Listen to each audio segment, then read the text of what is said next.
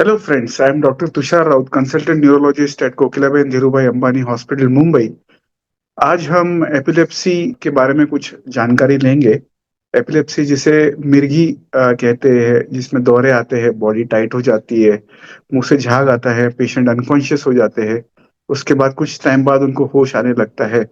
Brain में जब abnormal electrical activity कोई कारणों से आती है, उसके कारण एपिलेप्सी का बीमारी होती है। अभी एपिलेप्सी में मुख्य प्रिकॉशंस या क्या सावधानियां रखनी चाहिए।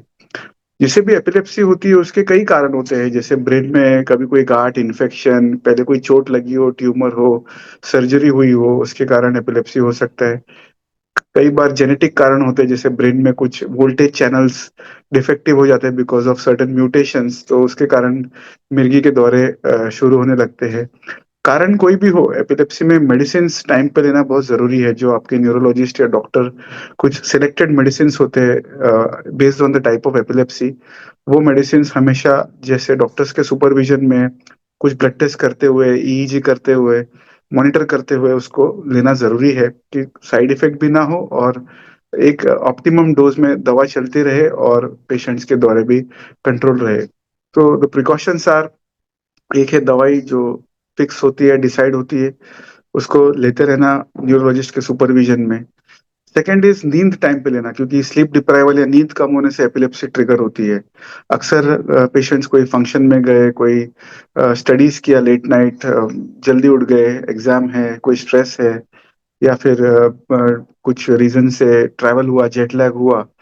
सो एनी कंडीशन जहाँ पे नींद डिप्राइव होती है, कम होती है, लेट सोना, जल्दी उठना, स्लीप पैटर्न डिस्टर्ब होता है, उससे न्यूरॉन्स जो थ्रेशोल्ड होता है एपिलेप्सी होने का वो कम हो जाता है। उसके कारण तुरंत दौरे आने लगते हैं, या ब्रेक थ्रू सीजर जिसे कहते हैं वो हो जाता है। तो ये मुख्य कारण है। दूसरा है कभी कभी ब्राइट लाइट, चमकने वाली light, flashes of light, disco lights और एनी फ्लिकरिंग लाइट्स, ट्यूब, सो उन चीजों से सावधान रहना है कि ऐसी चीजों का इम्पैक्ट आंखों पे नहीं आने देना है। तो you have to make sure कि इन चीजों से आप दूर रहे।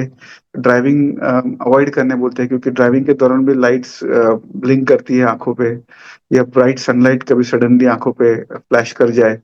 तो कोई भी फ्लैशिंग लाइट या फ्लिकरिंग लाइट से बच के रहना है किसी भी तरीके से, जैसे भी हमें पॉसिबल हो, ताकि वो एपिलेप्सी को ट्रिगर ना करे। Of course missing the dose, जैसे मैंने कहा है कि दवा ले रहे हैं लेकिन डोज मिस हो गया, दूसरे दिन तीसरे दिन याद आ गया फिर ले लिया, सो डोज मिस करने से भी एपिलेप्सी होती है। इसका सावधान ध्यान रखना है। फीमेल्स के लिए स्पेशली दूसरा चीज का ध्यान रखना है कि कुकिंग करते हैं, गैस के नजदीक काम करते हैं, या फिर कोई चीज जिसे इक्विपमेंट्स हॉट, या फिर फायर के नजदीक ऐसा कुछ हैंडल कर रहे हैं, तो वो चीजों में ध्यान रखना है कि जरा तुरंत कोई सिग्नल मिल रहा है, चक्कर आ रही है, डिजीनेस हो रहा है, यॉर्निंग हो रही है, या फिर कोई भी और जिसे हम करते हैं सिग्नल्स मिलते हैं, तो तुरंत साइड में हो जाना है, या किसी के सुपरविजन में ऐसी जगहों पे काम करना है। कभी ट्रेन ट्रैवल कर रहे हैं तो हम एडवाइस करते हैं कि never stand at the edge of the door और समवेयर, की जहाँ पे गिरने का रिस्क हो, या फिर बैलेंस खो के गिरने का, या मिर्गी का दौरा आ गया तो कंट्रोल करने की स्थिति ना हो। ये चीजों को हमें ध्यान रखना है।